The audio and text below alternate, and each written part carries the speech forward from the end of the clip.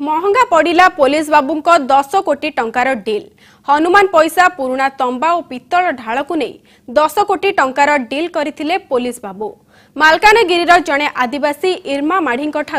तंबा glass और पितल बासन आदि 60,000 टंकार किनिथिले एही पुलिस कर्मचारी माने रेमुणार थाना अधिकारी एसके नायक, नयागढ़ एसआई दीपक खंडायत राय एवं अन्य जन हाबिलदार एवं एमानक सहित एसएस बेहेरा और कनेस्टेबल जितेंद्र महांती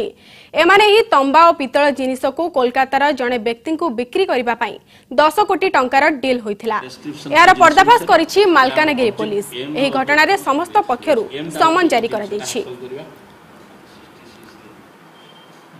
मालकानगिरी पूर्वरु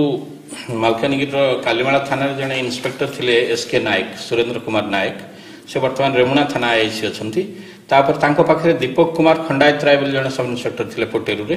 आउ अन्य कनेस्टेबल मान थिले जितेंद्र कुमार महांती आउ जड़े हाबिलदार थिले एसएस बेहरा एमानक भितर गोटे कन्स्पिरेसी डिसीजन होइतिला जेमति तंबा पैसा किंबा पुराना आश्चर्यजनक वस्तु निमेस्टिक मटेरियल्स किछि जदि मिले ढाल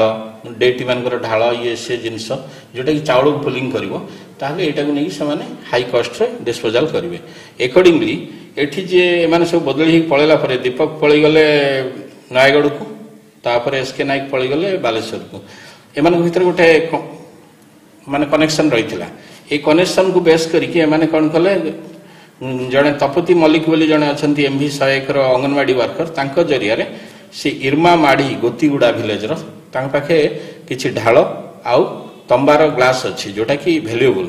ताको कांटेक्ट कले नबा पई।